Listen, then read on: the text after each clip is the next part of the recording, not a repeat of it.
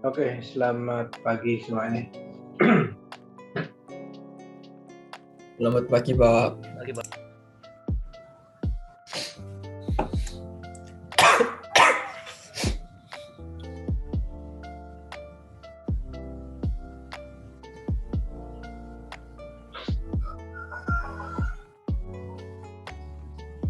Hari ini kita masuk ke pertemuan 10 ya. 10. Coba tolong dilihat RPS-nya. Tolong dilihat RPS-nya. Pertemuan ke-10 itu membahas apa ya? Lupa saya.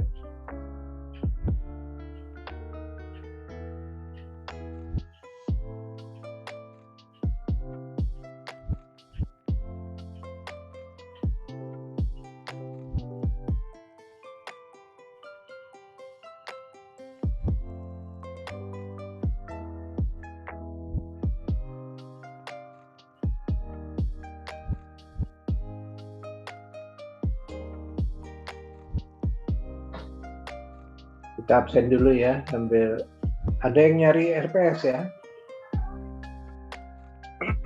Kita absen Pak sedang dulu. dicari. Ya. Harga kita absen dulu. Hadir, Pak. Aryuda, Hadir, Pak. Busro, Hadir, Pak. Dela, Hadir, Pak. Desak, Hadir, Pak. Doni,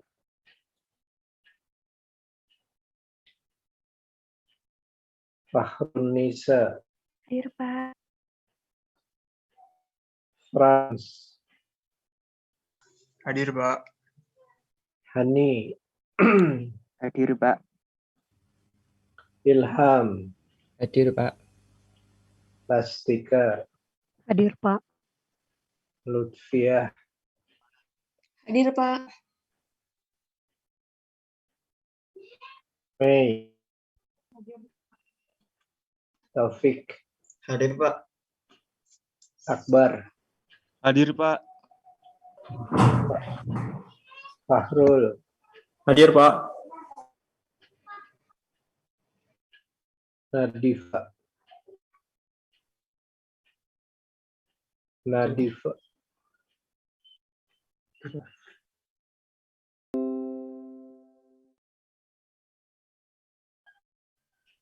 Niputu, Hadir, Pak. Nia, Hadir, Pak.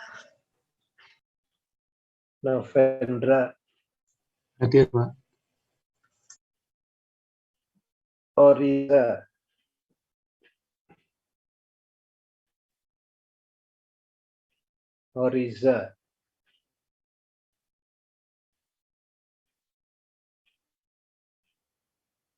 belum, Raffi, Hadir, Pak.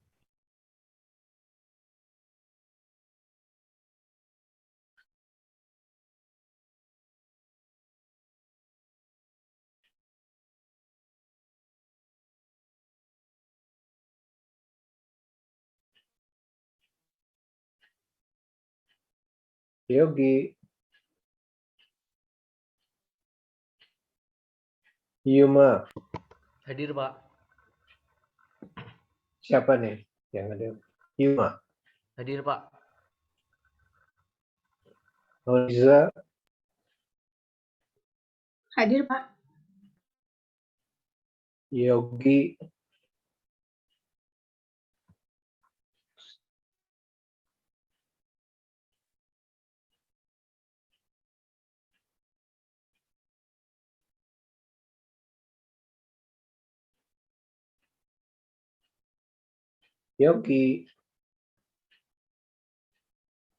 Mohon izin, Pak. Yogi sedang kami hubungi.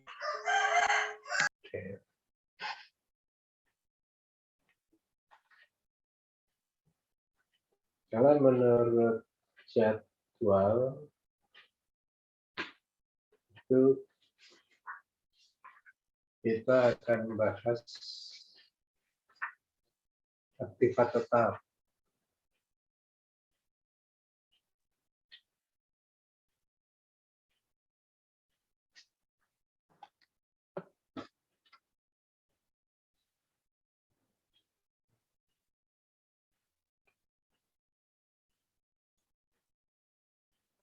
aktiva tetap. Saya lupa kenapa waktu membahas RPS itu saya ikut apa enggak. Karena aktiva tetap itu mestinya taruh di belakang. Yang kedua, production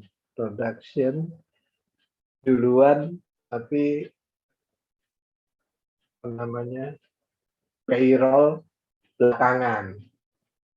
Ini RPS-nya harus saya kritisi. Mestinya sebelum production ya payroll dulu, karena salah satu unsur dari produksi terbesar itu adalah payroll selain material, iya kan? Aktiva tetap itu taruh di belakang. Tapi saya tidak bisa menyalahkan karena mestinya saya ngasih koreksi ya. Kalau di D4 saya kasih koreksi, saya koreksi semua tuh. Ini menunjukkan ya, minta maaf ya, dosennya juga banyak yang tidak paham. Saya kemarin membimbing KTTA, ya, KTTA. Nah, itu juga banyak yang koreksi ya. Saya bukan membimbing tapi menilai. Setelah membimbing saya dikasih juga menilai. Yang saya nilai itu artinya bimbingan dosen lain, ya, bimbingan dosen lain. Saya banyak ngoreksi itu. Ini jadi mengkhawatirkan. Contoh, ya, contoh. Ada KTTA mahasiswa menulis tentang restoran, ya semacam restoran begitulah. Tapi landasan teorinya menggunakan penjualan kredit. Kan nggak nyambung itu. Nah, kok diloloskan sama dosennya gimana? Dosen pembimbingnya. Berarti dosen pembimbingnya nggak ngerti bahwa harusnya pakai landasan teori dari penjualan tunai. Akhirnya saya suruh beli buku saya tuh, baca buku saya. Kesel banget saya. Lalu ada lagi yang riset di rumah sakit tentang kefarmasian. Ini juga, aduh, pengetahuan sistemnya, pemisahan fungsinya ngawur. Farmasi itu merangkap gudang, merangkap administrasi persediaan, merangkap permintaan pembelian, merangkap menerima barang. Wih, opo iki. Jelas dosennya nggak paham ini. Jadi banyak dosen yang mengaku bisa ngajar sistem, tapi pengetahuan sistemnya parah kalau begini kan. Lebih parah lagi pengadaannya. Pengadaannya tidak menggunakan mekanisme penawaran bersaing seperti yang kita bahas kemarin kan. Bagaimana ini? Dan contoh lain lah. Jadi terpaksa saya bongkar lagi. Kalau dibongkar waktunya sebentar, ya kan, kasihan mahasiswanya. Tidak dibongkar lah, wong landasan teorinya salah. Kalau dibaca orang kan lucu. Kalau penjualan tunai dengan penjualan kredit, tidak ada pengawasan kredit. Ya iya pasti tidak ada pengawasan kredit. Restoran dari mana pengawasan kreditnya? Nah, kan kacau. Penagihan, ada penagihan. Mas, penagihan apa? Penagihan itu untuk piutang. Restoran nggak ada penagihan. Fungsi penagihan di situ dimaksud adalah fungsi penagihan untuk debitur. Wah, ini kan kesalahannya fatal. Mau saya apain gitu. Jadi kalau saudara mau bikin milih sistem, baca buku saya, ya. Karena buku saya itu saya buat untuk membantu Anda memahami Rumni.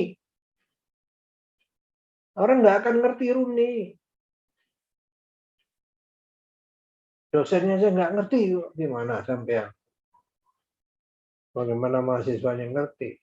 Maka saya bikin buku saya itu supaya secara manual dulu paham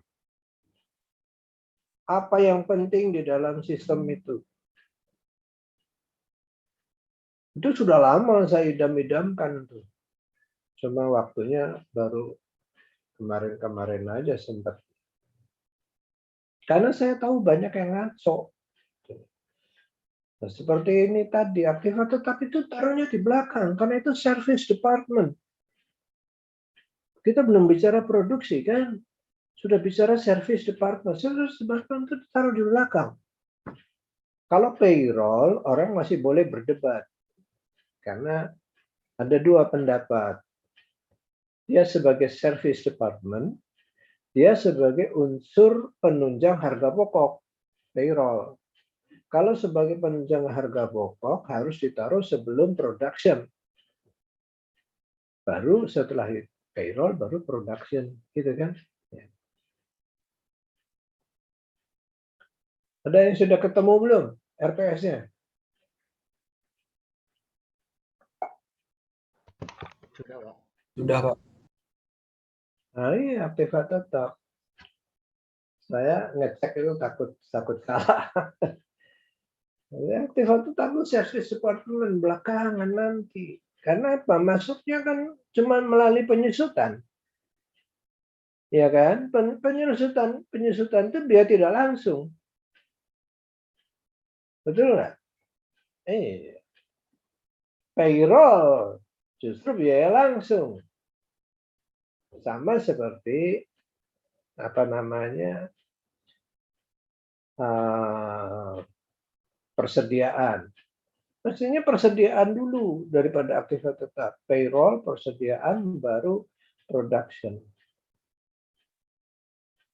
Karena unsur biaya langsungnya kan material dan upah. Ya kan? Baru masuk produksi. Ini payah ini. Banyak orang yang ngaku ngerti sistem, tapi karena itu kalau ditanya ngajar apa sistem, saya bisa sistem. Padahal belum pernah. Saya udah boleh katakan puluhan lah nyusun sistem. Nah itu sudah cukup banyak menilai sistem. Jadi saya tahu persis. Oke, jadi saya ya terpaksa ngikutin RPS nih ya. Tapi sebelumnya saya mau melengkapi dulu dengan pengeluaran kas ya. Karena kita kemarin bicaranya pembelian ya. Dan saya minta maaf, pembelian itu kemarin ada PR, tidak bisa saya koreksi, tidak bisa saya teliti karena HP saya trouble, rusaklah HP saya rusak, sehingga saya tidak bisa masuk ke WA, ya kan? Karena HP-nya rusak, saya tidak bisa masuk WA. Jadi HP saya rusak, WA saya di laptop tidak bisa masuk. Akibatnya saya tidak bisa membaca. Bahkan saya minta dikirimi lagi jawabannya. Ya. Nanti saya kasih jawabannya karena itu dari buku. Nanti saya kasih jawabannya. Ya. Itu juga soal bagus tuh, pelajari. Intinya masih sama dengan apa yang selalu saya minta. Weaknesses, control, ya kan? Ya. Karena kita belajar sistem itu harusnya tekanannya kepada itu, weaknesses. Strength and weaknesses. Strength and weaknesses. Kenapa? Karena mata kuliah sistem ini seharusnya prerequisite dari mata kuliah auditing. Supaya saudara tidak meriksanya ngaco, saudara belajar dulu sistem supaya menilai dulu kelemahan sistemnya, nanti audit saudara mengarah kepada mengeksplorasi kekuatan dan kelemahan itu. Benar nggak kuat dalam prakteknya? Benar nggak lemah? Kalau lemah konsekuensinya apa terhadap laporan keuangan? Ya kan? Gitu. Jadi mata kuliah sistem ini adalah mata kuliah prerequisite dari auditing. Karena itu mata kuliah pokok. Sama pokoknya dengan mata kuliah auditing. Oke. Kita akan masuk dulu ke pengeluaran kas ya. Karena ini penting nih. Pengeluaran kas kemarin belum sempat dibahas. Saya ambil dari buku saya. Karena sekali lagi Rumi jelek. Rumi itu jelek. Bukan jelek sih. Cuma apa namanya?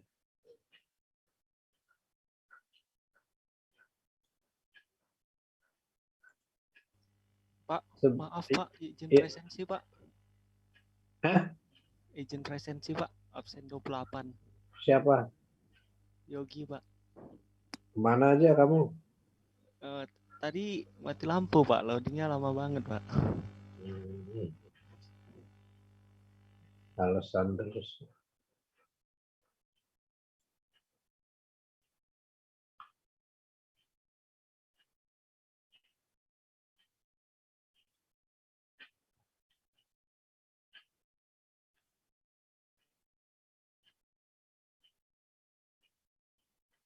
Sudah tampil belum ya?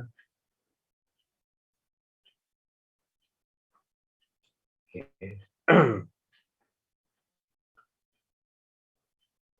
Ini juga saya anggap penting ya materi ini ya.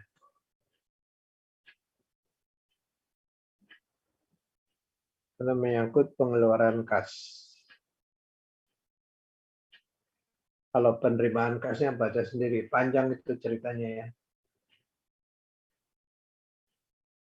Karena transaksi terbesar itu kas. Ya, transaksi terbesar itu kas. Karena semua transaksi pada akhirnya akan terminate pada kas, iya kan? Semua akan terminate pada kas. Karena itu, dan kas ini membiayai, khususnya pengeluaran kas ini membiayai berbagai macam pengeluaran. Jadi kalau saudara lihat di praktek, ya, jangan kaget kalau tumpukan setiap hari bukti pengeluaran kas itu setinggi saudara. Setinggi ya bahu saudara lah gitu. Coba bayangin kan. Betapa banyaknya transaksi ini. Khususnya pengeluaran kas. Karena semua membutuhkan kas. Ya. Nanti audit, saudara diminta, oh, paling tidak 10% lah. Wah, 10. Enak aja ngomong gitu ya. Yang belum pengalaman nih. Belum pengalaman audit. Setinggi bahu setiap hari. Berarti 365 bahu kan? Setahun. 365 bahu. Kalau 10%-nya berapa? 3 bahu. Itu aja sudah mumet, saudara. Ya. Oke, kita lihat apa sih pengeluaran kan. Tapi akan singkat karena saya harus ke aktiva tetap. Oke. Sistem kas itu terbagi dalam 2 subsistem, yaitu subsistem penerimaan kas. Ini bagian dari revenue expenditures kalau Rooney, ya. Dan subsistem pengeluaran kas. cash disbursement system. Ini bagian dari expenditure cycle kalau menurut Rumi. Ya. Kalau saya bahas sendiri supaya paham. Kenapa dibagi dua kalau bicara subsistem kas? Karena transaksinya sangat banyak dibanding transaksi lain. Jadi perlu pengendalian yang lebih kuat. Artinya perlu diciptakan dua subsistem, penerimaan kas dan pengeluaran kas supaya pengendaliannya kuat. Ngerti ya? Nah,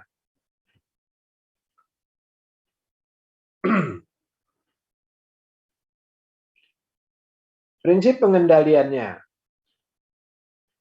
Yang pertama selalu ada pemisahan fungsi yang baik. Pemisahan fungsi yang mana nanti kita bahas. Yang kedua, faktur-faktur tagihan diperiksa dan disetujui sebelum dibayar. Kan kita banyaknya membayar hutang kan? Karena semua pembelian kita pembelian secara kredit kan? Ya. Berarti transaksi yang terbesar dari kas itu nanti adalah untuk membayar tagihan. Periksa dulu sebelum bayar tagihan itu. Fakturnya disetujui dulu.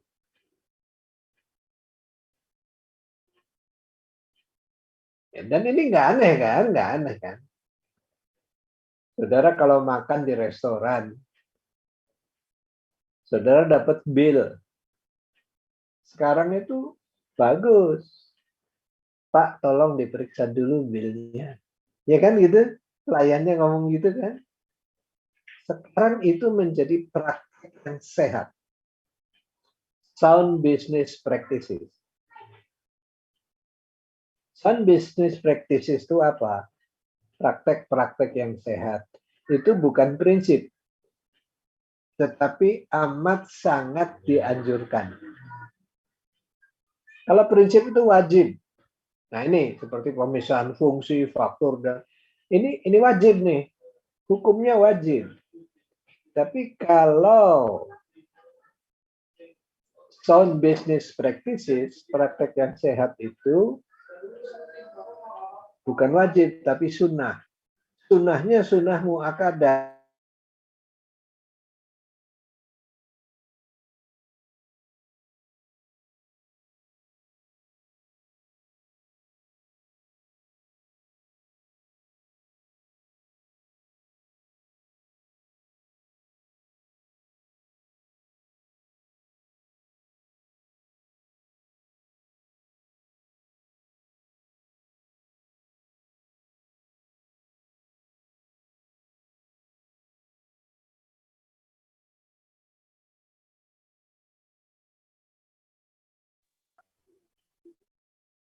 Sudah kelihatan? Slide-nya belum.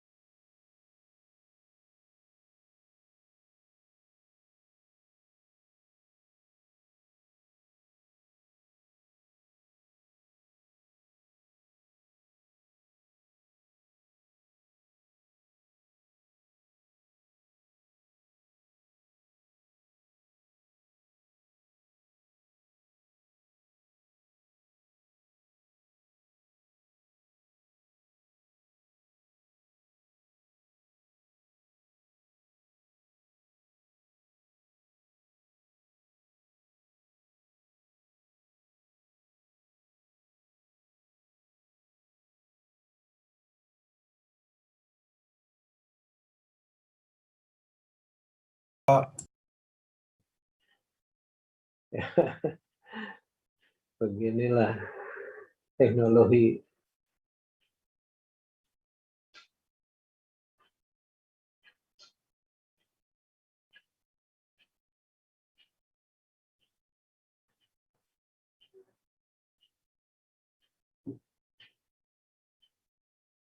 Sudah kelihatan slide-nya? Sudah. Oke. Jadi saya ulangi ya. Pertama, pemisahan fungsi yang baik. Apa yang perlu dipisahkan nanti kita lihat. Yang kedua, faktur tagihan diperiksa dan disetujui sebelum dibayar. Ini praktek sebetulnya kan bukan yang aneh. Kalau kita dapat tagihan ya kita harus periksa dulu. Ya. Aneh kalau kita membayar tagihan yang salah misalnya. Nah, berarti nggak benar. Nah, faktur diterima dari rekanan, dari supplier. Kita kan punya utang, ya. Kita terima faktur. Pertanyaannya adalah, siapa yang pertama kali menerima faktur? Kalau di bagan kemarin, yang menerima adalah administrasi hutang. Ya, administrasi hutang. Yang menerima faktur itu administrasi hutang. Setelah diperiksa, salah satu fakturnya itu atau apa namanya, ya dikirimkan kepada bagian pembelian. Pada bagian pembelian. Ya.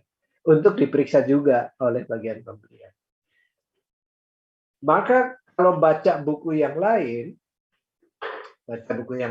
yang menerima faktur itu dianjurkan bagian pembelian, tidak langsung administrasi hutang. Buku lain nih, ya, buku lain.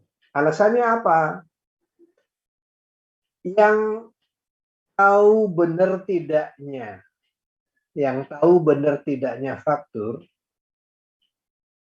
bagian pembelian. Karena bagian pembelian lah yang melakukan nego. Ya. Jadi diskonnya benar nggak nih? Syarat pembayarannya to 10 net 30. Betul nggak to 10 net 30? Atau kalau dia minta 5 net 30, benar nggak fakturnya mencantumkan 5 net 30? Sebetulnya yang paling tahu itu adalah bagian pembelian, bukan administrasi hutang. Ya. Lalu yang kedua, ongkos kirim. Ongkos kirim itu beban siapa? Apakah si pembeli? Apakah si penjual? Yang tahu siapa? Yang nego siapa? Bagian pembelian. Ya kan? Maka di buku lain, dan itu dijelaskan di buku saya, yang menerima dan memeriksa faktur itu adalah pembelian, bukan administrasi hutang. Ini penting juga. Alasan yang ketiga penting juga, supaya kalau ada kesalahan-kesalahan yang komunikasi dengan rekanan itu bagian pembelian. Jadi rekanan itu kalau diterima dan diperiksa oleh administrasi hutang, berarti administrasi hutang nanti yang akan ngontak kan, yang akan ngontak kreditur kita. Artinya membuka peluang banyak orang berhubungan dengan rekanan. Dan itu harus dibatasi. Tidak boleh banyak orang, karena sekarang ini masih ada anggapan kalau rekanan, supplier, segala macam itu sapi perahan. Ya kan? Sering dimintain duit. Maka harus dibatasi orang yang kontak dengan rekanan. Yang sudah sering kontak dengan rekanan siapa? Bagian pembelian. Itu.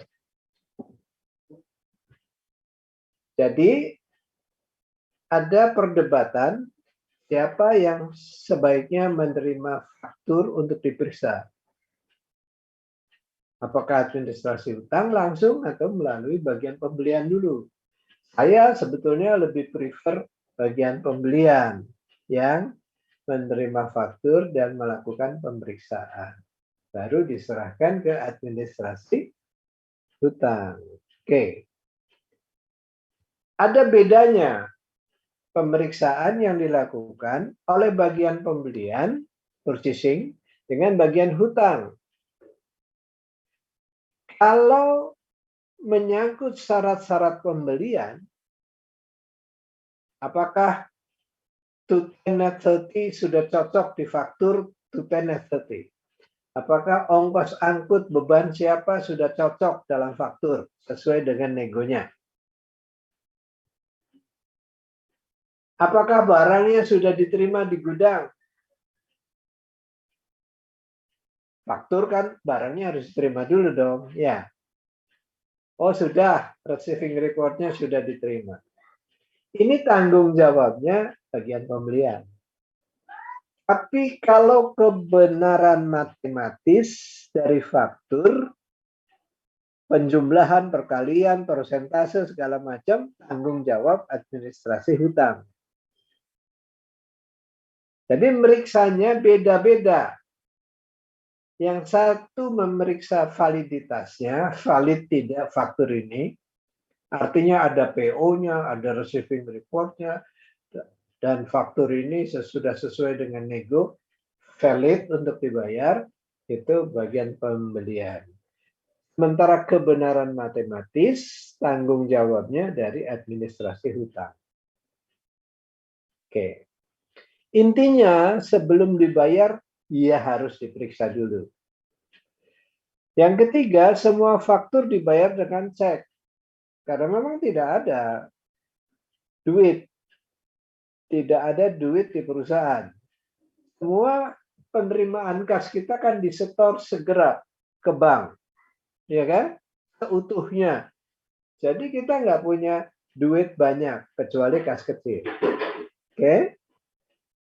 Karena itu semua duit kita ada di bank. Karena itu semua tagihan harus dibayar dengan cek. Karena kita memang tidak ada duit di perusahaan. Adanya di bank. Jadi kita keluarkan cek untuk membayar. Membayar faktur. Nah ini ada kelebihannya nih. Kelebihan kalau kita membayar dengan cek. Apa kelebihannya? Gini. Tapi ini praktek ini lebih banyak dipraktekkan oleh bank-bank asing. Ya. Bank-bank di Indonesia tidak banyak, dan setahu saya tidak ada yang mempraktekkan ini. Jadi gini, saya mengeluarkan cek untuk Doni. Oke, Doni rekanan, saya kasih cek. Nih Don, gua bayar. Ceknya Mandiri, Bank Mandiri. Doni akan menguangkan cek itu ke Bank Mandiri, ya kan? Nah, ketika Doni menguangkan cek itu, Doni akan diminta memberikan tanda tangan, 2 tanda tangan di belakang cek. Kalau saudara ngambil duit di bank kan begitu. Bukti tariknya di belakang minta ditandatangani kan? 2 kali biasanya kan? Nah, sama cek juga begitu. Itu namanya endorse. Di-endorse oleh Doni ketika mencairkan. Oke? 2 tanda tangan Doni di belakang cek itu. Nah, setelah dibayar oleh bank-bank luar negeri, dikirimkan kembali, saya yang mengeluarkan cek. Ngerti? Saya bisa ngelihat, oh benar si Doni yang dengan dikembalikannya cek kepada saya selaku penerbit, saya bisa melihat benar nggak? Oh ya si Doni yang ngambil. Maksudnya begini, yang ngambil ini siapa? Bukan orang anak buah saya. Kalau yang ngambil duitnya anak buah saya berarti rekanan saya itu anak buah saya kan? Wah ini baru ketahuan. Oh ternyata siapa? Roni. Yang nerima Roni duitnya. Padahal Roni itu anak buah saya. Jadi rekanan saya itu Roni. Di belakang itu kan Roni bukan Doni. Nah, cek yang sudah dicairkan yang dikembalikan ke saya itu namanya canceled check. Namanya canceled check, di cancel. Dulu waktu belajar accounting, saudara kan dapat istilah canceled check. Ya, itu bukan cek yang di cancel, cek yang dibatalkan, bukan. Cek yang sudah dibayar oleh bank dikembalikan kepada yang menerbitkan. Untuk apa? Tujuannya untuk tadi meriksa endorsement-nya ini siapa sih? Gitu. Oh, Doni ya, betul, benar kalau begitu. Ya, di Indonesia tidak lazim. Kenapa tidak lazim? Pertanyaannya. Jadi begini, saya masih ingat, saya dulu pernah menanyakan pada dosen saya nih, waktu saya kuliah tingkat 3, tingkat 4, sudah di Purnawarman. Saya tanya ke dosen saya. Dosen saya itu kepala BPKP. Namanya Pak Gandhi. Bos BPKP pertama itu Pak Gandhi. Ngajar saya. Ngajar kami gitu. Saya ingat saya menanyakan ini pada Pak Gandhi. Pak Gandhi, kenapa canceled check di Indonesia tidak berlaku praktek itu? Saya masih ingat Pak Gandhi itu sambil ketawa, hahaha, betul katanya. Tidak ada cek yang dikembalikan kepada penerbitnya di Indonesia. Kenapa? Karena KUHD kita menyebutkan bukti-bukti pembukuan itu harus disimpan selama 30 tahun. Cek itu adalah bukti pengeluarannya bank. Ya kan? Bank mengeluarkan duit kan berdasarkan cek. Jadi cek itu harus disimpan oleh bank. Jadi tidak bisa dikembalikan kepada kita. Maka di kita tidak dikenal canceled check. Nah, gitu. Oke, yang keempat, kalau kita bicara kas, periksa sesering mungkin. Sesering mungkin deh. Sebab sama duit ini semua hijau. Anak kecil juga suka sama duit. Apalagi perempuan. Oh, suka banget sama duit. Istri saya makanya duit saya sering hilang. Kemana ini? Saya ambil Pak. Wah. Sama, semua suka sama duit. Karena itu harus sering kali diperiksa. Duit itu, saudara, favorit penyelewengan. Kenapa? Pertama, bentuknya kan kecil. Jadi mudah mudah diambil lah. Mudah diambil dan ditutup-tutupi kan.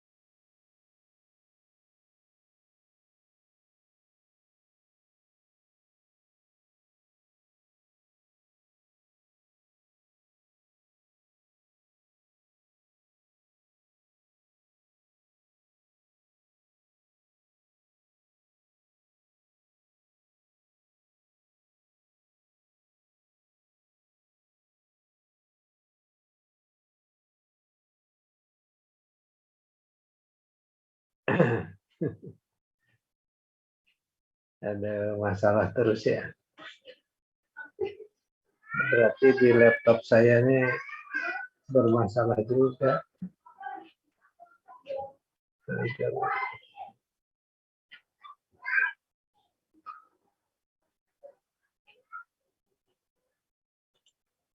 Harus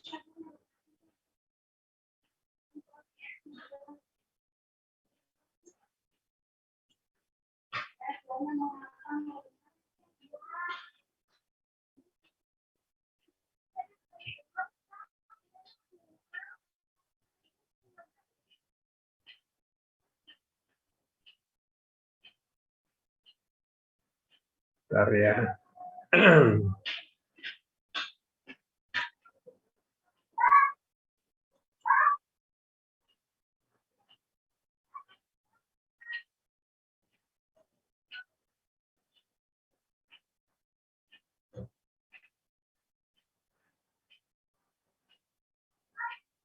Sudah muncul kah?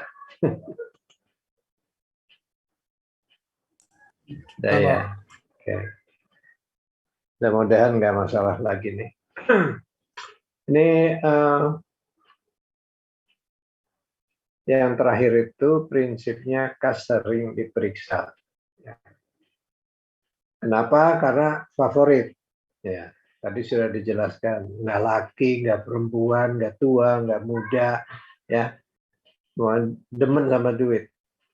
Karena itu harus sering diperiksa kas kita itu. Kapan diperiksanya? Nah, biasanya kalau terjadi pergantian shift, kan misalnya ada 2 pegawai gantian shift kan?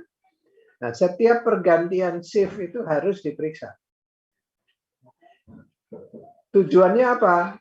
Supaya ketika pekerjaan pertama, pegawai yang pertama dilimpahkan kepada pegawai kedua, ini clear, tidak ada ketekoran yang nanti akan menjadi tanggung jawab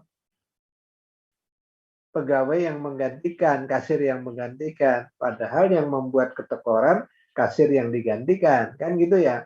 Maka setiap pergantian harus dilakukan pemeriksaan. Yang kedua, setiap akhir jam kerja, kasir itu harus diperiksa. Nah, setiap bulan harus dilakukan kas opname oleh atasan langsungnya. Nah, jadi sering sekali nih, bahkan kalau ada pemeriksaan, BPKP lah, BPK lah, inspektorat lah, itu selalu yang diperiksa pertama adalah kas. Ya, jadi kas ini memang rawan, karena itu harus sering diperiksa. Oke. Nah, ini. Ada praktik-praktik yang sehat. Sound business practices. Ya. Kalau prinsip itu wajib, praktek-praktek sehat ini, sound business practices ini, sunnah. Tapi sangat dianjurkan, sunnah mu'akadah. Kenapa dianjurkan? Karena dia akan memperkuat pengendalian. Oke, tapi tidak wajib. Tapi dianjurkan, sunnah. Oke, penandatanganan cek itu jangan 1 orang, tapi 2 orang. Jadi minta ke bank yang menandatangani itu nanti 2 orang. Jadi spesimennya, contoh tanda tangannya akan diminta oleh bank. Maksudnya 2 penanda tangan itu untuk saling check and recheck. Ngerti? Yang kedua, blanko cek itu duit, Mas. Jadi harus diamankan itu. Ditaruh. Di mana ditaruh? Di tempat yang aman. Biasanya ditaruh di brankas. Taruh di brankas. Dan harus sering diperiksa secara berkala penggunaannya. Dicocokkan dengan cek register. Nomor sekian, nomor sekian. Oh, nomor ini batal. Batal itu tidak boleh disobek. Tidak boleh dibuang. Tapi bangkainya, cek yang batal karena salah tulis itu harus dipertanggungjawabkan. Katanya batal. Mana bangkainya? Oh, ini Pak. Oh, bagus. Karena nomor urut itu harus dipertanggungjawabkan pemakaiannya. Blanko cek harus disimpan di brankas dan nomor urutnya harus dipertanggungjawabkan. Tadi diperiksa. Tidak dibenarkan menandatangani blanko cek kosong. Yang kalau pejabat mau pergi, biasanya sini saya tanda tangani dulu. Itu namanya cek kosong. Bukan cek kosong dalam arti kata tidak ada dananya, tapi ini blankonya ditandatangani. Tidak boleh kebiasaan semacam itu. Tapi Pak, pejabat itu kan sering keluar kota, Pak. Jadi tidak bisa dihindari, Pak. Oke, kalau tidak bisa dihindari, harus ada kontrol yang kuat. Saya misalnya pejabat, oke? Saya mau perjalanan dinas keluar kota selama 1 minggu. Kan butuh untuk bayar ini, bayar ini, bayar ini. Oke. Ya, tulis saja dulu saya tanda tangani untuk bayar apa. Jadi saya tidak menandatangani cek yang belum ada tulisannya. Kalau saya terpaksa harus menandatangani cek yang masih blanko, saya harus mencatat nomor-nomor berapa saja yang saya tanda tangani yang kosong itu. Nomor 10, 11, 12, 13, 14. Oke. Saya tanda tangani ya. Nanti pulang dari perjalanan dinas, saya minta pertanggungjawaban. Mana nomor 10 sampai 14 itu? Sudah kamu pakai belum? Sudah Pak. Untuk apa? Untuk ini, untuk ini, untuk ini, untuk ini. Oke. Jadi tidak boleh menandatangani blanko. Kalau terpaksa harus kontrolnya kuat. Ya. Batalkan semua tagihan, faktur, segala macam itu. Tagihan kan faktur, ya, dengan dokumen-dokumennya kan, dokumen pendukungnya kan. Kalau ada faktur berarti ada barangnya pernah diterima, ada receiving report. Receiving, kalau barang diterima berarti pernah dipesan, ada PO-nya. Kalau ada PO-nya berarti ada purchase requisition-nya. Oh, lengkap. Semua bukti ini harus dicap lunas kalau sudah dibayar. Itu namanya dibatalkan. Dicap lunas. Supaya tidak bisa dipakai lagi. Oke. Ada pertanyaan begini. Persyaratan dicap lunas itu berlaku khususnya pada faktur lembar pertama. Karena rekanan itu seringkali mengirimkan faktur itu 3 lembar. Asli dengan 2 kopinya. Ya kan? Nah, yang dicap lunas itu persyaratannya meminta bahwa tagihan itu harus dengan faktur asli. Ngerti ya? Jadi yang kita cap lunas itu faktur aslinya. Tapi dengan syarat, ada ketentuan bahwa tagihan baru boleh dibayar kalau melampirkan faktur lembar asli. Gitu ya. Jadi jangan sampai nanti lembar asli dicap lunas, yang 2 tembusannya dipakai untuk nagih lagi, untuk minta pembayaran lagi.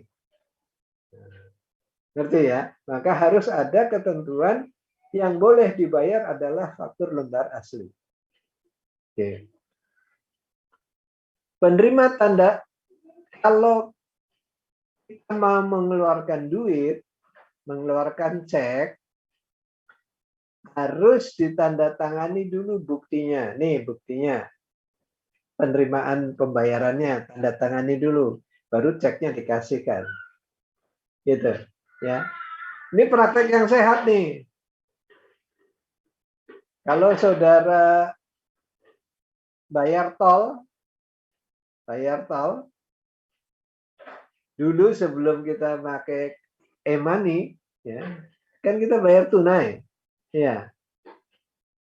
Begitu kita masuk ke gerbang, kita harus bayar kan, ke petugas kan, menyerahkan duit kan. Petugas tidak akan menyerahkan tiket sebelum dia menerima duitnya. Karena praktek yang sehatnya mengatakan terima dulu duitnya, baru serahkan karcisnya. Ngerti ya? Kasir harus begitu. Kalau mengeluarkan duit, kalau menerima duit, terima dulu duitnya. Baru tanda terimanya diserahkan. Kebalikannya ya. Itu praktek yang sehat tuh begitu. Praktek yang sehat itu juga sering dalam wujud sederhana. Misalnya ada pintu kasir, ditulis. Dilarang masuk kecuali kasir. Itu praktek yang sehat tuh. Seperti dilarang kencing kecuali anjing. Anda masih kencing juga ya boleh. Itu praktek yang sehat tuh. Artinya apa? Orang dicegah untuk kencing. Orang dicegah untuk masuk. Karena itu ruangan kasir. Ruangan kasir itu harus steril. Karena menyimpan duit. Gitu ya. Itu praktek yang sehat. Termasuk pemeriksaan mendadak oleh SPI, oleh inspektorat, oleh BPKP, oleh BPK. Nggak boleh kalau mau meriksa kasih tahu dulu. Kita mau meriksa. Kebendaharanya kita bilang, kita mau periksa, nggak boleh. Ya, harus mendadak. Oke. Supaya tidak dipersiapkan dulu. Oke. Nah, ini bagannya. Bagan ini sederhana.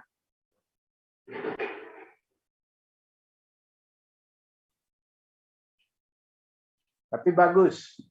Perhatikan baik-baik ya. Perhatikan baik-baik. Di bagan pembelian kita sudah tahu. Bagan pembelian kita sudah tahu. Semua faktur dengan dokumen pendukungnya, yaitu receiving report, PO, dan purchase requisition disimpan oleh administrasi hutang, account payable kan? Disimpan sambil menunggu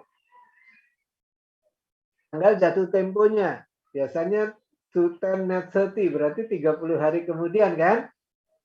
Sebelum jatuh tempo, VP, future package itu isinya pertama bukti pengeluaran kasnya, journal future-nya. Yang kedua, faktur, harus ada faktur, harus ada receiving report, harus ada PO, harus ada purchase requisition. Ini satu package. Ya. On due date dikirimkan ke cash disbursement. Oke? On due date. Menjelang jatuh tempo dikirimkan ke kas pengeluaran. Review. Ada V di sini, verified. Ya, ada verified. Setelah direview, disiapkan ceknya. Di sini 2 lembar, bukan 2 lembar sebetulnya. Seperti karcis itu ada stubnya. Oke? Jadi 2 bagian, satu disobek, satu tertinggal pada buku ceknya. Oke? Ini diserahkan kepada petugas kedua beserta dengan future package-nya untuk dilakukan pemeriksaan dan penandatanganan cek. Jadi yang menandatangani cek bukan yang menyiapkan, tapi pejabat. Oke? Yang menyiapkan pegawai, yang menandatangani cek pejabat. Lihat tanda S, sign. Oke? Ditanda tangani. Setelah dicocokkan. Mana bukti-buktinya? Oh ini. Oke. S, sign juga, disetujui. Oke? Ceknya diserahkan kepada vendor kan? Kepada rekanan kita. Lembar stubnya diserahkan ke general ledger untuk dibukukan kepada check register. Okay? Register. Dari check register nanti akan di jurnal future payable pada cash. Future payable pada cash. Oke? Okay? Kita berhenti dulu sebentar. Future package-nya setelah cek ditandatangani harus segera dibatalkan.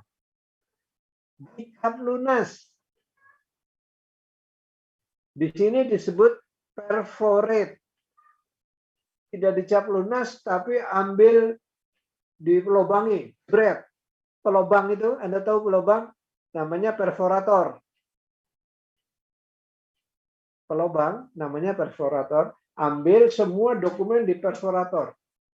Artinya kalau dilobangi sudah tidak akan bisa dipakai untuk penagihan yang kedua. Sudah dibatalkan. Dan diserahkan ke account payable kembali. Perhatikan. Ini akan diserahkan kembali ke account payable. Jadi jangan sampai nanti diajukan lagi nih. Karena itu dibatalkan dulu. Dibatalkan dulu. Baru diserahkan dan diarsipkan oleh account payable. Oke? Yang nomor 2 tadi setelah dibukukan ke check register, diteruskan ke account payable untuk dicatat dalam future register pada kolom tanggal dibayar. Oke, pada kolom tanggal dibayar.